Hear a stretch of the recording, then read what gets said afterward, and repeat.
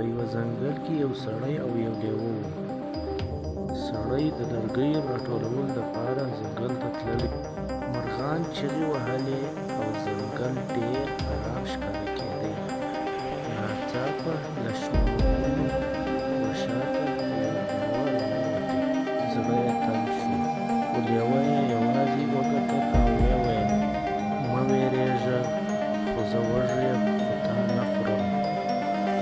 سړی حیران شو او ویې ویل: ولې، ته خو وحشي حیوان یې؟ لیوه په موسکا شو: زه نور نه غواړم وحشي او ظالم واوسم. زه د خپلو تېرو کړنو پښېمانه یم. سړي یوه وړه ډوډۍ چې لیوه سره